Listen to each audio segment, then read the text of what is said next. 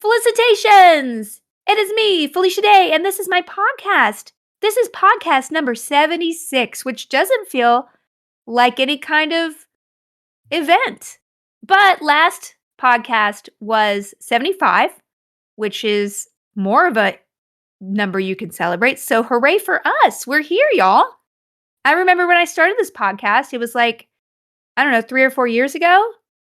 Was it that long ago? Yeah, it was. I started it while my baby was very young, and I was like, all right, I'll just start recording because I was too lazy to actually get guests in. And of course, now I've had some guests in this year, and I still feel like it's a lot of work. So today, we will be in beta forever.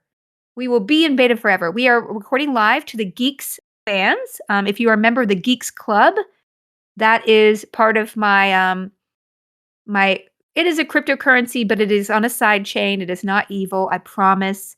For 30 if you purchase 30 Geeks coins, you are in the club. You can get access to the Discord, and every Tuesday I do a live audio event including a felicitations. This one right here. So there are people listening, but if you're listening at home, you're not here.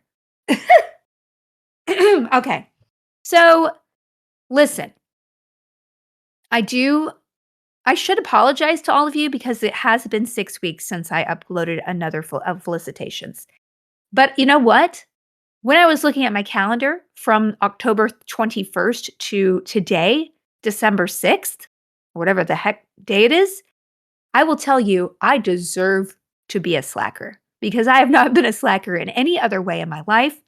It has been quite 6 weeks. And before I jump into that, I want to give a shout out to a charity auction I'm doing right now. It is up until the 14th of December. I am auctioning off an hour Twitch stream with me. I am auctioning off an hour meet and greet if you want to come to LA and meet with me or you want to do a Zoom, either one. Those are on the block. A bunch of the cool things I've tweeted in the last year, like a Far Cry 6 box, Alexios from Assassin's Creed Odyssey. There's a bunch of stuff up there. And if you would like to bid on it, get your butts over there. It is at charitybuzz.com/support/Walther School. I'll put it in the show notes.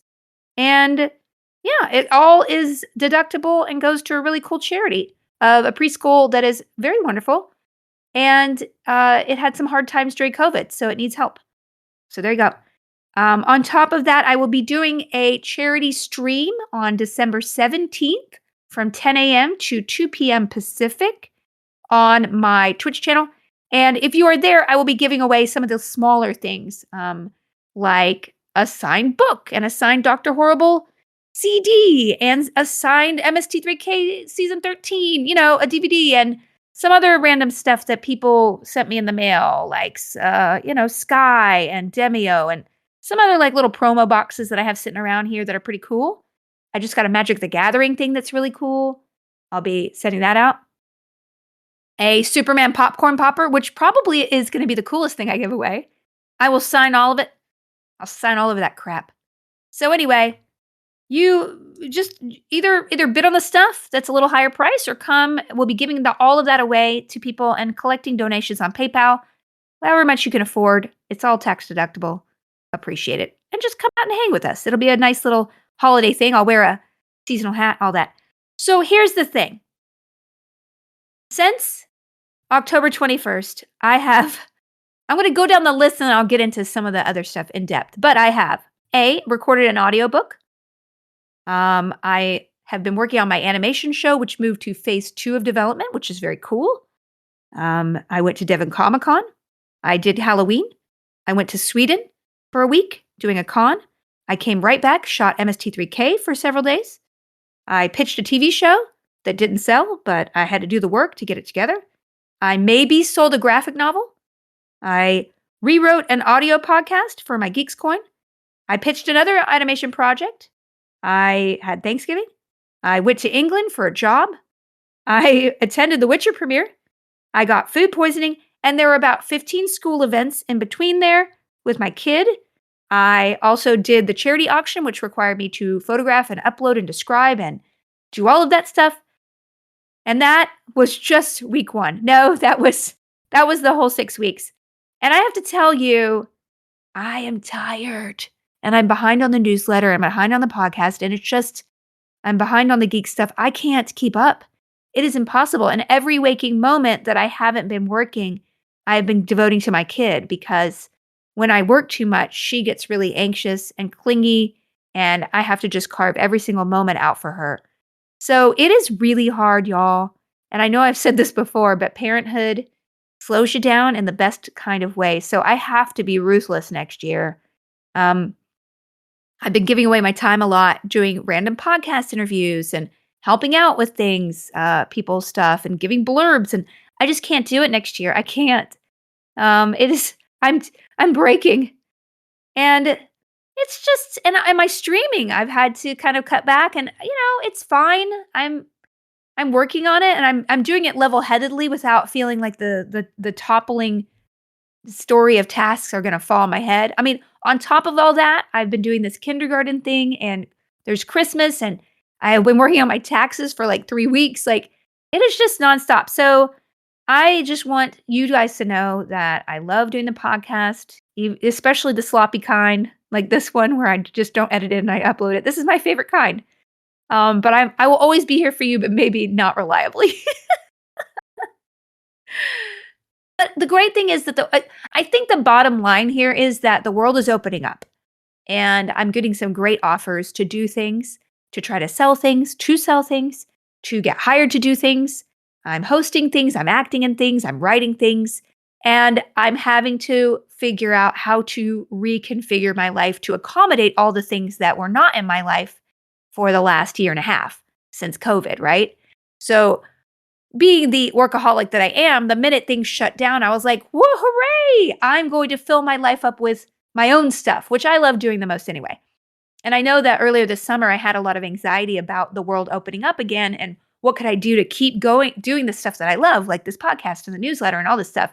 But at the end of the day, those other work opportunities are amazing and they're great and they are good for my family financially, but also just my career. They keep everything going. And so I can't say no to those opportunities, and they're not every week, but they always throw a big old wrench in my schedule, and that's something, it's something to deal with. So it's all good. So, okay, let me go down the list of a couple things I can talk about. I did record a audiobook. It's a thriller. It has a lot of trigger warnings. It's not normally what I do, and so I want anyone to know that I'm not offended if you are sensitive in some areas about like it's a thriller with some sexual assault stuff in there, some child abuse stuff. Like there's some stuff in the some of the themes of the book that are they're a thriller, kind of like Maretown. It's a little edgy. So you guys consume what you like of what I do, but I'm actually really proud of the book, and the author actually gave me a couple Easter eggs in there. So if you listen to it, you will hear a couple of things you might have a little wink, wink. So yeah, I just wanted to do something a little different, and yeah, it's for a friend who's an author, and I'm really excited about it. So also, I like to challenge myself, and it was like more of a challenge to do something not so comedic, and I feel like COVID has allowed me to grow a little bit because I calmed down about myself and I'm willing to take on a challenge because I feel less precious about my image and what I'm known for and kind of that whole sort of branding thing. I know it's so gross to say branding and influencer and stuff, but all that has gotten me where I am, but of course it become a trap too, right? And so I think when that fades a little bit, you're allowed to evolve and grow like a Pokemon, right? You hit that. If you're a Rattata and you hit the top of that Rattata ladder, man, nobody wants a Rattata anymore. You're boring. You're old news, Rattata. You got to evolve into whatever the hell a Rattata evolves into, which I don't know. I've been playing a lot of Pokemon. My daughter's really into Pokemon, and it's Pikachu, Hello Pikachu or something like that. Or Pikachu. I don't know. It's on the Switch. It's something Pikachu. And you go around and we're fighting in Celadon City, and Team Rocket is a bunch of a-holes. And Calliope I have to tell you, children can learn anything because I try to teach her like, things she's not interested in and she doesn't care about it. But she knows exactly what I should fight if like a rock, Pokemon comes out. She's like, Mama, get Oddish out. She's like, boom. I have to tell you, it is, it's pretty fun. I've never really been into Pokemon. I played Pokemon Go for a while. I got a little hooked on that one. My brother Ryan, he's visiting, and he is he I guess has been playing hardcore Pokemon Go for years, and so he knows all the evolutions. And I want Raiko to come over because he is a Pokemon addict, and I really I just really love the fact that my daughter's into this and she really wants to know. She really feels very authoritative when she knows that what is good against air is, lightning's going to be pretty effective. So it's pretty fun. It's I guess it's a grid that keeps on giving. So, okay. So what I do, yeah. So there's the audiobook I did, which I'm really excited about. I have been alluding to the fact I've been working on an animated show, writing that with a friend, and that whole process has been really interesting. We went through the phase of like storyboards and the director and the storyboard artist coming in and making things better than they were on the script. And it's such a wonderful collaborative process. And right now, actually, if you've been paying attention, the animation writers are actually renegotiating with the producers right now.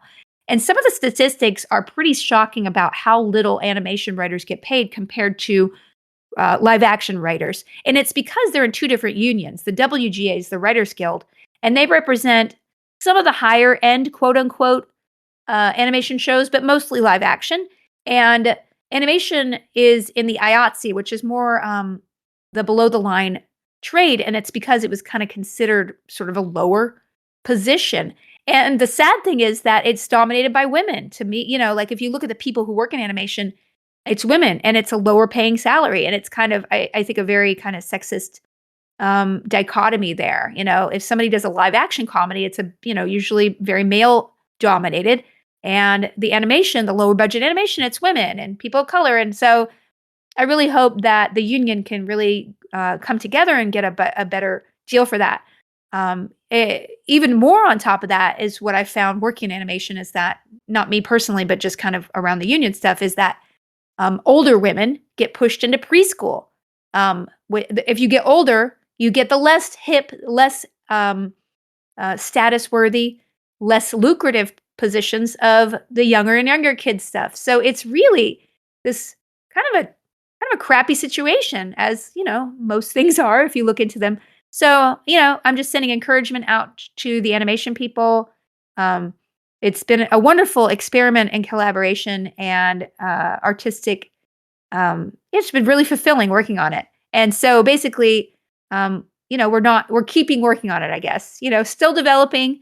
But the fact that they said, yeah, this is good enough to work on more is kind of fun. So that's exciting.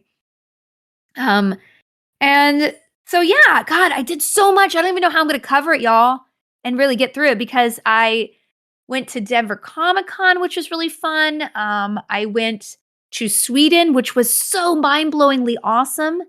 And I had just gotten boosted, so I actually felt pretty safe for the first time in a long time. And Sweden was never on my list of like, oh, I got to go to Sweden. Stockholm was so beautiful, y'all. It's a series of islands, which I had no idea about. And I will tell you that randomly a fan emailed me through my website and said, hey, I'm a Viking expert. I run a museum here in Sweden. I'd love to give you a tour. And I just was like, oh, yeah, great. And so I got the best tour of the sweetest, most educated, brilliant couple. And I just want to, they were just awesome. And they gave me such depth of knowledge into Viking lore. And, the one thing I took away from that wonderful tour was that the Viking, Marie, was an expert in textiles. She was along and for the ride. And well, she was helping me too.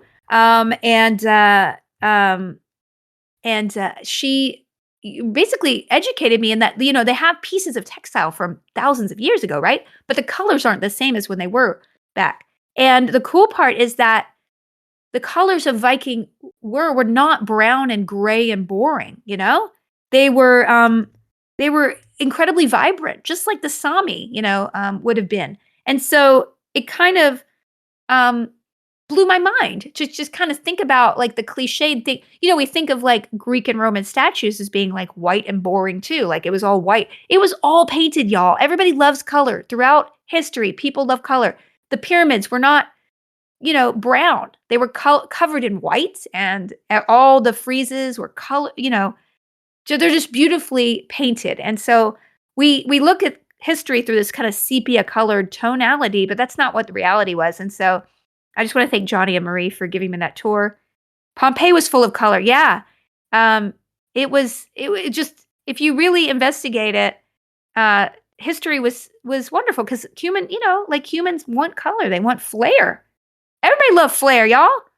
I bet if you look at the cave paintings and of the prehistoric Neanderthals, like probably they were really super bright colored.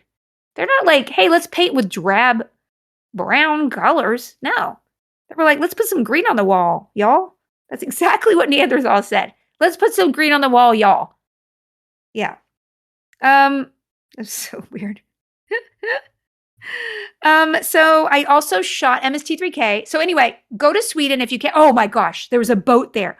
Oh, I cannot talk to you about this boat. What is the boat in Sweden? What is it called? I'm Googling it. What is it? What is it? It is the museum. I'm sorry, I'm going to have to the Vasa Museum. Oh, y'all. I have never walked. Okay, so the 2 times in my life I have been struck dumb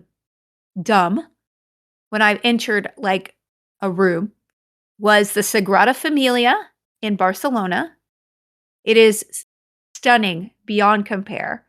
The colors in it, it is just one of the most beautiful. It is the most beautiful place on earth, in my opinion. Of course, I've never seen all of it. So in my limited scope of the earth, most beautiful place on earth. It was like if you've been to Yosemite or something and seen those pictures, you see them in photos, you see them in oil paintings. It means nothing. And so I walked into the Museum of the Vasa and I just saw this boat. And I never thought the boat was going to be impressive. I was like, I'll go see the boat and I'll move on. It was stunning. And it was huge, y'all. Like that, it's the scope of it. You kind of think, oh, I'm going to see a boat. It's a ship. It's a ship.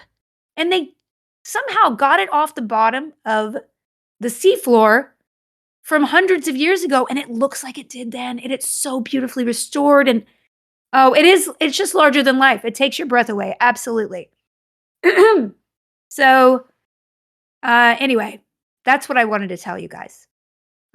Go to Stockholm, get some cardamom rolls. They're just the Green Rabbit Bakery was the best cardamom roll of all the ones I had, and I had 7 of them. Okay, I'm a thorough researcher. And the Vasa, the boat, and just walking around the old town. Usually souvenir areas are crap. The old town was so great. I bought stuff for myself. I bought stuff for everybody. They loved it. Candy. They really know how to make some damn candy over there. And yeah, I loved it. I really loved it. And it was the first time I will tell you this. They don't wear masks over there. And I had just gotten my booster. And I said, you know what? If I'm outside and I feel safe enough, I will take my mask off. And I took those scooters everywhere. I zoomed around. I did not die. Although I felt like every time I got on one, I was like, this is the time. This is the trip that I run into a taxi and I lose my head. Didn't do it. So it was just really freeing. And after a year and a half in my house, it was so rejuvenating. I had some wonderful dinners with a game company that I did some work with and some other friends who were there. And it was just a wonderful, wonderful vacation / work because the con was awesome too. And it was so well attended and it was just a wonderful experience. So highly recommend Stockholm for anybody who's looking for places to go. And I never would have recommended it before. I wish I could have stayed another week. All right. Then I do have to talk about Mystery Science Theater because it was such a pleasure to work on it. I was directed by Jonah Ray, who, as you know, I'm a huge fan of. He is one of the hosts, but also he was one of the showrunners in the rooms. And he's a true artist. And I really like him as a person. So it's great working with him. Patton and I got together and honestly, we just pick up exactly where we left off. 2 years ago or something was the last time we shot. And he's so funny. And I think this season's going to be super fun because I guess they have 3 hosts or 2 hosts. There's Jonah and a new host, Emily, and I hear everything with that whole crew is hilarious as well. So, yeah, it's gonna be such a good season. And I'm just being on set. It was such a pleasure to get back into my and I actually wanna do a whole newsletter on, coming back to acting after not acting for a while because I just yeah, I'm gonna save it for the newsletter. But I will tell you this season's great. I still have some more shooting to do, and then I guess it'll be out. I think they announced in March or something like that. So we'll see. It's gonna rule. I talked a little bit about all the other stuff I've been doing behind the scenes, just to let you guys know I'm not lazy and I'm not just sitting resting on my laurels and eating bonbons or whatever. I am actively trying to make things all the time. I didn't even mention that I'm in pre-production for another project that I've been working on for years. So all of these things take meetings and energy, and I feel very blessed and very happy with what next year is going to be. I really, really do because I have been working and I feel like I've had some low points in the last couple years of just like my ego and my career and the way I look at myself. And this is what I said. If you are in a position where you're feeling really not good, I will tell you it will get better. And the feeling that you're feeling right now might be the feeling of transition, and that's scary. But you will get somewhere, and the work you're putting in now when you're feeling a little low will always pay off. It will pay off in the end. And I just want to give you that boost of go get 'em, girl, because it honestly has been a struggle for a lot of people, and COVID really exacerbated it for a lot of people and cut off a lot of potential opportunities, and it's frustrating. We all get set back, but honestly, if you think about your life and you think about some of the things you learned the most from, they aren't the best. They aren't the best parts. They aren't the parts where you lifted that trophy up, right? In retrospect, they're the parts that really challenged you, knocked you down, made you kind of transform into something new, discard things that weren't working for you, but it was really hard to let go of them. It's all painful. We all just want to coast, right? Like that's human nature to be not uncomfortable because that's the safest way to be. But if you're always safe, you're not going to grow. You're not going to become the potential of what you can be. You're not going to evolve into that third stage Pokemon. Okay? There you go. Everything goes back to Pokemon because I've been playing Pokemon every night for the last 3 weeks. So anyway, so all of that has been wonderful. And then we're almost back to present day. I got a call right before Thanksgiving to go to England for a job. And I'm not going to tell you about the job because that would be a spoiler. Okay? I can't talk about the job yet, but I can tell you. What I can tell you is that it's going to be good. And I had a great time. And I got to go because I was in England at a certain time. I got to go to the Witcher premiere, y'all. Oh yeah. I got to go to the Witcher premiere. And I got to watch the first episode of the season 2 of The Witcher. And you guys, it's so good. You guys, I cannot wait. So Tom Link and I are recording. We're going to record another episode of Undressing the Witcher before the season premiere next week. And they were going to be on it. I think we're going to try to do an episode a week to keep up because it's going to be binged. They're going to release all 8 episodes on the 17th. So we're going to be behind anyway. So we're going to try to do it week and week. If it might not happen because the reason why Undressing the Witcher has not happened a couple weeks ago was Tom has been in England himself, not for the Witcher premiere, unfortunately, but he's been working on his own thing. So he's been super busy because the world is open up for Tom too. And he's like, I don't know how to handle this. And I'm like, I don't know yet either. We're just figuring it out. So the worst part was that I couldn't go with Tom to the premiere. The best part was that I got a dress at Zara and I didn't do the red carpet because I just felt shy and I just didn't want to do it. I didn't feel like I wanted to stand in front of people being photographed for a show I don't have anything to do with. But I got a cute dress that I can wear later. And I watched some amazing cast members arrive. It was just, they're so wonderful to look at, the cast. I saw some of the new season 2 actors who I don't know what they're in, but they're going to be cool. And it's just wonderful. And I love doing the podcast. And you know what? That's an example of something I did as a whim. And I got a cool benefit because I was just doing something for fun without thinking about the end result. So Thank you for any of you who have thrown us a coin on the geeks for the podcast, but we just love doing it together. So I saw Henry Cavill, who unfortunately is just as handsome in person, and he's tall, which of course. I saw all the other cast members like Anya Chalotra, who plays Jennifer. Exquisite. She wore the suit that was just like, why? Why does anybody wear a dress when you can wear a suit like that? Siri, Freya, she was incredible. So all of them, I have a feeling this season leveled up a lot. And it's been 2 years since they started filming. So it's been so long because I guess they had to do COVID and it just took so long to do all the post-production. And I am so privileged that they invited me because of the podcast. And I'm just really, really, really, really, really bummed that Tom couldn't go. But if you listen to the Witcher podcast, you will hear me give a couple of items that I got from the premiere to Tom Lank. And it should make up for him not being able to go. Not really. So that was really fun going to England. And I have to tell you, and I said that 5 times already, sorry. London during Christmas time I've been twice before. Once for a job, I was there for a job, and then another, I just went on vacation, 10 years ago or something. It is so clichédly beautiful because like the streets, the shopping streets, they put up lights overhead because they're narrow streets. So they put like lights and butterflies and shiny things, and every shopping street feels like a party. And I know it's just to get us to buy things, and it works. I had to get an extra suitcase. I had to buy a duffel bag to get on the plane because I bought Calliope so many books and stuffies. And it was really just wonderful. So, yeah, it was just a wonderful time. Now, I did get food poisoning on the way back, and that sucked. So, I will tell you the story. I was in business class because, of course, someone else was paying for my ticket. And that's my secret to like Ryan said in our hangout last month. The secret to getting good sleep and adjusting to jet lag, get somebody else to pay for a business class seat. Yeah, very funny.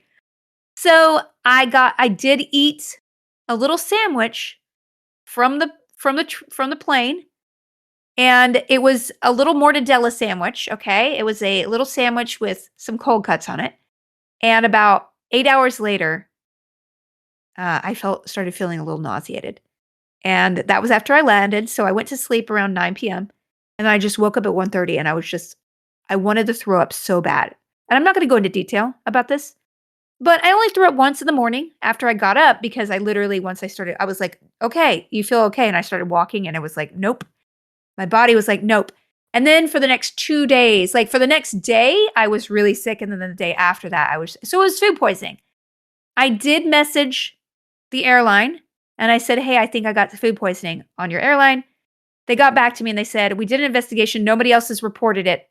Here are some consolation miles, 15,000 consolation miles. And I was like, okay, first of all, I appreciate the miles. Let's like have a ticket. Thank you. Second of all, when I think of cold cuts right now, I want to throw up. So I don't know how it could have been anything else but that sandwich because I literally ate nothing but that sandwich and a raisin roll in the morning. And that's it. And 3 bags of Cheetos. Like they were little gourmet bags of Cheetos. And I'm like, well, I don't think that could have done. Anyway, I don't know. It's okay. It's okay. All right. So I have some other details and some questions to get to. That's what I've been doing the last 6 weeks. So if you think that I'm too busy, I have been not busy enough and I should have done a podcast. You're a bad person. No, I still love you, but you're wrong. I need to do some shout outs to some of the people who bought some shout outs on the rally.io/creators/geeks. Thank you so much for supporting the podcast. Curtcole, love your podcast. Thanks for the content. Curtcole, thank you for being a fan for so long. You're wonderful. Hamtron, I've love it if you could say hi to Jodi, my amazing wife. Our 19th date anniversary is on December 18th.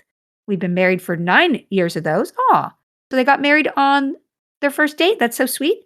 And we're big fans of yours. She's the best partner a guy could ask for and an amazing mother to our 7-year-old twin girls. Hamtron, you're a good hubby. And let's see. Happy 75th podcast from cleavesmill. And cleavesmill, you also give a shout out to the newsletter too. And I always looking forward to the interesting links to check out. And I look forward to many fun-filled 75 more interesting and fun-filled podcasts. Lesson 3, Cleavesmill. Thank you, Cleavesmill. You're the best. Thank you so much for your continued support. You're very generous. And we also have Allan Liska. Now, this is a shout out I'm so excited to do. Not that I wasn't excited about all the other ones, but I want to just congratulate Allan because here's Allan. I just finished a new book and I would love a shout out for completing it. I'm just proud of myself for finishing it. No need to name the book. A shout out to Allan Liska. You are awesome, Allan. Congrats. That is a huge accomplishment.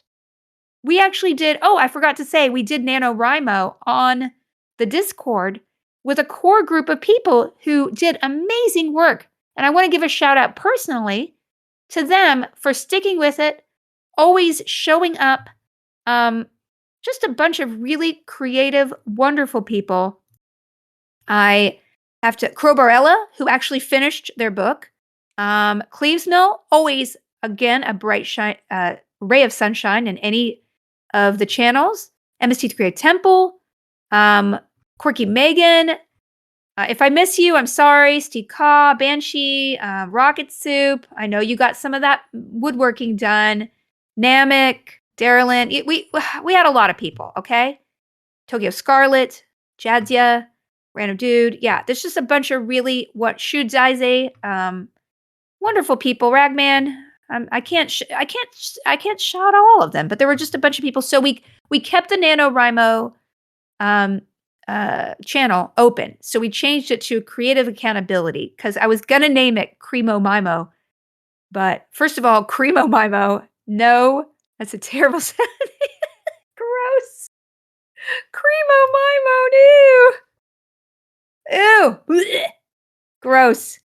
Anyway, yes, so everybody's still in the channel. So if you have a project that you're working on and want to just, you could go in there and be like, hey, let's count down for the month of January. And if you guys want to, I posted little prompts every day for NaNoWriMo. I don't know if I could come up with 365 of them, but I do check that channel every day. And in January, the projects that I really wanted to complete in November that I didn't get to complete, I'm going to start pushing forward on. And I'm going to be using that channel as support. Lots of people just, sharing their wins. And we also have a creativity channel that you could share your end results. So we have accountability and result. Those are all not behind a Geeks. They're not in the Geeks Corner. So anybody can come join. Just come on in, be creative with everybody. So anyway, okay. Whew. Now, the good thing is I don't have a lot to consume to share because it has been it's just been such a wild 6 weeks. I have not been reading a lot. I did read The Last Wish, which was the first Witcher book, but I can't talk about it because we're talking about it in Undressing the Witcher next episode. So look for that to go up later this week. And so I'll talk about that later. TV, I have been watching a lot more TV because I need my mind to be jellied. And so I watched the British Baking Show season 9 on Netflix. I think it's season something 58 or something in Britain, but it's season 9 on Netflix, and it was so good. The right person won. I'm not going to spoil anything, but it was so good. And I loved watching it every week. I looked forward to every Friday night sitting down and watching an episode. And quite frankly, binging is not working for me anymore. And so I'm not binging anything. I will watch maybe 2 episodes a night, but it's not working for me. So, hey, I put my foot down. I watched Ted Lasso, half of it. And I want to give a shout out to I Heart the Flog, who just randomly sent me a gift certificate for Apple TV because I said it was too cheap to get it. I was kidding, but I will be using it. So I'm giving you a shout out and a thanks. So really wonderful. And it is, I didn't want to do it because I was pissed that everyone was saying it was so good. It's so good. It really is. Watch it. It just is so good. Witcher episode 1, season 2 is incredible. And it is, I wish I could tell you about it, but again, we're waiting. And and I did watch The Wheel of Time. First couple, I'm on to episode 3 now. It is, I will say, getting there. There are some wonderful performances. Um, it is I am such a hardcore fan of these book series. It's hard to separate my vision of this show from this vision. Some of the casting for me is settling in, but I look forward to where it goes, and I will 100% be watching it. And any fantasy is good fantasy.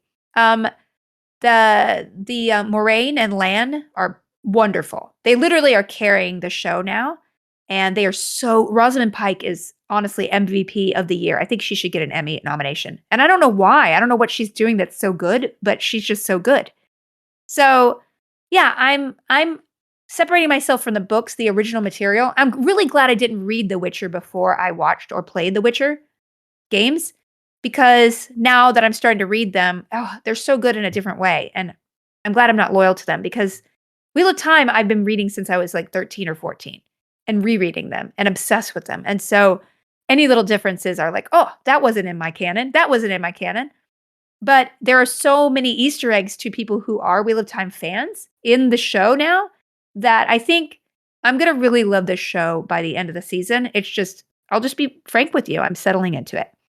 Um, and then the thing I've been mostly doing with my spare time before I get to these questions, gosh, I'm talking a lot, but this is what happens when it's 6 weeks between things, Felicia. 2 weeks is, almost too much. Okay, whatever. Why am I talking to myself like this? All right. I've been trying to learn Spanish. So I decided to send my kid. Okay, you guys, I've told you about spending the last 3 months really searching for a kindergarten for my kid, looking at private, public, every single option under the sun. I have a whole different view of the world looking at childhood education. It is disheartening sometimes, but immediate, very wonderful and others. And so I finally settled on a Spanish immersion program for my kid. So I was already on the fence about it, but I really just, after I went to Sweden and meeting the people there, and their kids are trilingual, and they know 3 or 4 languages, and I'm like, we in the United States should be required to be bilingual. We should know Spanish. We should know about other cultures. It should be required. And I know it's required in schools in like middle school, but like kids learn languages early in life. That's when you actually get the capability of being bilingual in life. And so I decided, all right, so I am going to have her go to Spanish immersion. And so we've been starting to learn little words like vocabulary because she won't go until the fall. So I'm going to get a tutor. But until we get that tutor, I've been trying to just learn myself, and I want to learn with her. So this will be the one thing, y'all, that I don't actually use in my work. This will be just for me and my daughter. And I'm so excited. So as you know, a couple years ago, I was taking Spanish on a weekly basis for fun. I dropped out of it, but I will tell you, it's coming back very quickly. I've been doing my Duolingo. I have been doing Memrise, which is, I think, the best app. I ended up paying for Memrise and for Beelingual and Duolingo. So I have 3 apps I'm paying for, but each one of them kind of works in a different way, and I find all of them to be advantageous to expanding my vocabulary. So Duolingo is kind of like a game, which is fun, and it's a wonderful way to visually learn things. Memrise has a lot more video, so it's almost like they have local people do TikToks in the language so that you see people speaking it. And I think it's really, really valuable because when you see someone actually doing a phrase, it actually sounds a lot different from somebody formally saying the phrase or reading out the phrase. And so I really, really love the features in this app. And there's a lot of different aspects to the app. I really feel like I'm picking up a lot of things, and it's really fun to use. So it is, and also Beelingual is an app where it has little stories, and on the top is in the native language, so Spanish, and the bottom is English, and you can have it read aloud, and it highlights as it goes along each sentence. And if you want to look at one word, you can actually tap it, and translate it. And about 10 years ago, actually, I wanted to learn French and I really, really got into it. I did my Pimsleur every day. And I also read The Little Prince over and over again until I understood it. And it taught me a lot of French that I still retain to this day because I think I'm a visual learner. You have to figure out what kind of learner you are, blah, blah, blah. So I know that nothing substitutes for actually talking to a real human and learning. But for the next couple months, I'm going to do the apps and kind of buff up my vocabulary. And then we're going to get a tutor 2 times a week over Zoom to just kind of teach us basic vocabulary. So she's not like completely a fish out of water going into the school. I do want to give a shout out also to a plugin that you can get for your browser called Toucan. I think I put it in my last newsletter. It's so great. It just randomly changes some of the words on every web browser page to the language that you want to use. So like I'll be reading a tweet and like 2 words out of a tweet will be in Spanish. And so I'll look at it and then I can click on the word and see what the word is and the definition of it. It's such a brilliant application. It's just so good. And so between all these tools, I know there's too many tools and I'll end up probably just using one of the apps at the end of the day. But I read on Reddit, like a lot of people were like, just devote 3 hours a day to learning the language. There's no way I can do that, right? But if I can get kind of gamify, like in the morning, I do one app, and in the evening before bed, I do another app, and I just kind of substitute mindlessly Twitter scrolling, desk scrolling. That's what I started doing. I'm like, when I find myself just looking at Facebook for no reason, I'm like, you know what? You could be doing 5 minutes of the app and learning one word, and it feels so much more productive. So anyway, that's it. For games, I've been playing The Forgotten City. I've been not streaming as much. This is going to be an erratic month, I'll let you know. But we'll get back on track in 2022. But The Forgotten City is an amazing game. And if you have a PC, play it because I cannot wait to finish it. There's a new Fortnite season I can't wait to dive into. And I also downloaded Halo Infinite. So we're going to have a lot of fun on the streams. Just check my Discord for updates on my schedule because it is pretty erratic for the holiday season, understandably. But I will be doing that charity stream on the 17th, so be there. All right, let's do a couple questions before we wrap up because I'm just talking. All right. Magic Sparkle asks, Alicia, what movie can you watch over and over again without getting tired of it? Oh, I can watch Bringing Up Baby, which is my #1 all-time favorite movie. And I would have to say Star Wars. I think I could watch Star Wars like 10 times in a row. I could. I can't think of another movie that I mean, comedies for me, I wouldn't want to watch a comedy. Yeah, I don't know. Star Wars is just one of those things where I think there's a comfort. There's also a time in your life that you watch something and then it becomes like you're kind of connected to it. I always say, I mean, listen, when I do conventions, some people come up to me now and it's like, I grew up with your work. And I'm like, oh, you probably did. Because if you found my stuff at 13 and that was like over 10 years ago, yeah, you're like in your 20s now. And you'll always kind of remember me as the person you found when you were 16. And so that's life, right? So all the media that we consume and the things that it's not media that we consume, it's just the things we're passionate about or we care about that means something to us, especially when we find them in those formative years of like, I don't know, 13 to 20. Those are those are with us forever. So yeah, I could watch those 2 movies over and over again. I love black and white comedies where the women are those kind of screwball comedies where the women are like kind of zany but brilliantly smart because I identify with the. Okay, I'll stop. Jennifer Cap asks, "Hey, my soon-to-be 7-year-old is enjoying reading the Percy Jackson is enjoying my reading the Percy Jackson series to him, and it seems like he might be getting into Greek mythology as much as you.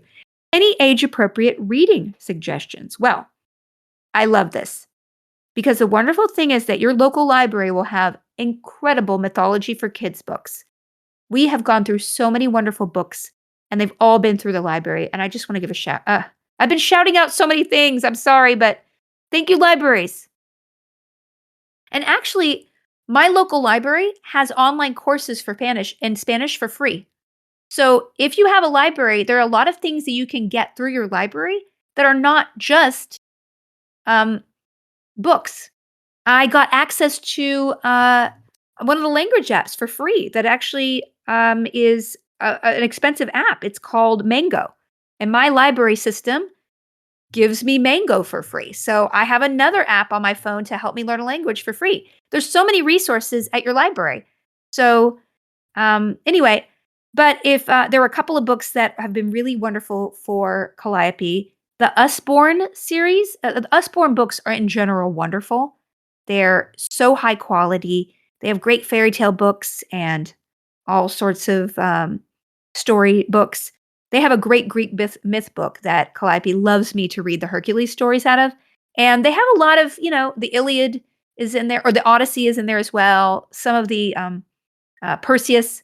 So that is a great book, I think, with some of the heroes' journeys in there. That is a wonderful thing. There's also there's a great book that I picked up for Calliope last week. So You Want to Be a Viking, which is a really fun book because it's like a comic book series. It's really, really wonderful. There's a comic. There are two comic books that we got from the library that I love. There's one called about Athena, and I can't remember the name of the author. I will try to put it in my show notes. Or my wonderful mod Sean Say the Looky Look might get to it, but he's wonderful. So anyway, So You Want to Be a Viking is really great. Athena and Hermes. They're two different authors, but they're both like graphic novel / comic interpretations of their stories. Athena just came out actually. I think there's a person who does a podcast on kids mythology, and she and her sister wrote this book. It's really wonderful about Athena. And then the Hermes and Pan are two comics that another Mordecai Gurdenstein. I'll put in the show notes. Anyway, I think that comics are a great way to introduce your kids to anything, really. And I think graphic novels have been just upended in the last, especially 5 years, about the quality and the quantity and the subject matter. They're wonderful science ones, but anyway, so there's a lot of mythology resources out there for that. So I just would urge you, look up kids' mythology in your library. And if any of the ones are super resonant, get them as a present, because those are the kind of books you can read over and over again as you grow up. They're like evergreen. My Greek mythology book by what is it? Greek mythology kids. I'm looking it up because it's the famous one. It's the famous one. Do you hear me typing? Dalla. It's French. They're French people. Dolly. Oh boy. You know what I'm yeah, I'm gonna cut this out. No, it's Greek mythology kid book. What is it? Dole. Can't stand this. I can't. Dolière. Forget it. Here it is. Dolieres. It's called Doliere's Book of Greek Myths.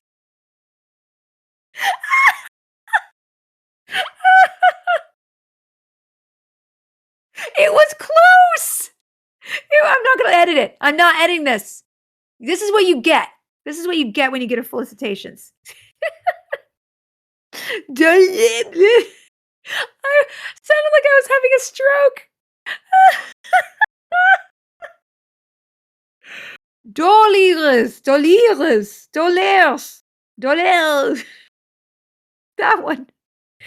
That one my parents got me when I was a little kid, and I still have it. My mom's handwriting in it.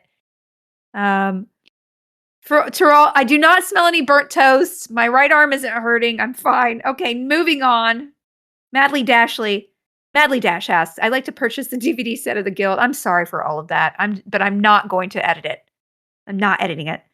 You can't make me. I'd like to purchase this DVD set of the Guild. Is there a place I can purchase the set that is not Bezo Smart? Madly Dash, this question made me look it up. And apparently it is not available anywhere else. I'm not kidding. So Cinedigm releases the Guild DVD. And unfortunately, it is just not available anywhere else. I don't know why they don't sell it other places. I think it's just an old, I don't think they sell a lot of them now. It's pretty old. So this is where I'm kind of faced with, I had a couple of people who kind of wanted to license the show, but then it fell apart. And so I'm kind of wondering, do I just upload them all to YouTube so that actually people can watch them? But then I'll make $5 on them and I won't be able to pay the cast their Christmas bonuses. And so I'm thinking about what to do. I had to hire an editor, and poor James has been working for months to try to sort out all the hard drives with all the content on them because we've lost so we haven't lost anything completely, but we lost edits and subtitling, and poor James he's also an incredible editor, but he has been doing so much work for me. I couldn't pay him enough if I tried. Um, so no. So upshot is I'm trying to figure out what to do. I might upload the individual episodes up there just because I'm like, I want people to watch it. It's an old show. It just is. And I can't be naive about the fact that there's not going to be a ton of people wanting to license a irregularly, uh, timed show. But at the same time, I feel like it resonates with people, even if it is old. So I'm going to pull the trigger sometime next year. After I explore a couple more options about licensing, I might pull the trigger and just upload it to YouTube because, at the end of the day, I made that show because I wanted people to know the characters and love the characters. And hey, I want people to watch it. So it will go up on YouTube if it doesn't get licensed somewhere in the next 6 months. Okay. For now, the only place you can get it is on YouTube, on Amazon, or you probably can find it used somewhere. I would imagine people might like resell it. So that's the only thing. And it's not available in any other regions except, I believe, France. So I apologize for that. I don't know what else to do. I think as if you know my work and my career, you will know that my Achilles heel has always been the technical and business side. I've had some amazing partners creatively. Kim, Evie, my goodness, I've never been more lucky, and I didn't even know at the time how lucky I was to have her as a creative partner. We just didn't ever have that business person to really make things work in a way that took us to the moon, and that's okay. But it's just a legacy of that. So anyway, thank you for wanting to support the show. And I'm sorry, I don't like to buy from Amazon either. The more I learn about, the monopoly they have, especially with small business fees and things like that, it's not cool. But yeah. All right, two more questions. Lucifar asks, I've never been to LA and it's unlikely I ever will. Oh, you don't know that unless you don't like traveling and then okay. My question is, can you see the Hollywood sign from wherever you are in LA up on the cliff, or is it actually rather small and easily missable? That's a good question. Okay. So people don't realize LA is just it's like 30 miles across. Okay. So LA is a bunch of little cities too. So there's Santa Monica, which is the beach area. There's Beverly Hills. There is the Valley, which is everything behind Hollywood. There is South Central. There is Mid City, which is the middle, where the Grove and some of the museums are. There's downtown, which is very far away. There's Echo Park and Silver Lake in between, and Los Feliz in between. There is Pasadena. Like there's so many. So Pasadena is a separate city, but LA as an entity is huge, and so from most of Los Angeles proper, like I'd say from West Los Angeles to downtown, you can see the Hollywood sign. It is very prominent if the smog lets you. So it is a massive, massive city, and it is not pedestrian friendly. I was actually talking about this to somebody in London that I looked on my GPS and I saw a 20-minute walk to something in London. I was like, oh, let's go. And I just started walking and I was there. 25 minutes, I was there. If I saw something 25 minutes away in Los Angeles, there is no way in hell that I would walk. First of all, there would be nothing to see in between because everything's spread out. It's not pedestrian friendly so all you're doing is breathing carbon monoxide along the way. And there's not, shops and it's just not pedestrian friendly at all. You're probably going to get hit by a car because even pedestrians, you really have to be careful. It is a car city and it is really sad. It was not until my baby was born that I ever walked to a grocery store from my house. It was 11-minute walk, you guys. And I only did it because I was like, oh, I should probably take my baby carriage and walk with the kid. 11 minutes. That would have been like nothing. It's just, yeah. So, yes.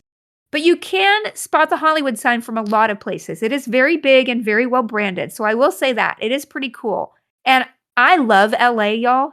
I want to live in a pedestrian friendly place one day, but I do love LA as a city. It is such a melting pot. You can make yourself, you can, okay, here's the thing about LA. You can make LA whatever it is you want it to be. Just like if you move to LA, you can make yourself into anything you want to be. This is the city where you have control over it. Now, it might not be a good control. It might be complete artifice that you're creating, but there is a way to create the world that you want around you in LA that is, I think, kind of unique in this world. You can also recreate yourself in a way that's, I think, unique. Yeah. All right, let's Disney things is the last question I'm going to cover. And I want to thank all of you for asking questions. Please post them on the Discord with @felicitations or post them to me on Twitter with #felicitations. I will be answering the questions. I know I have a bunch of old questions I haven't gotten to. Sorry. All right. Do you have a favorite holiday baking show? My favorite is the Halloween Baking Championship on Food Network. All right, that one is high quality. Let's Disney things. Wonderful. Wonderful. I have to tell you, and for the 50th time, because that's my new expression, the British Baking Show, of course. And I just watched the holiday episode, and I can't believe they brought that kid Jamie back. God bless that kid.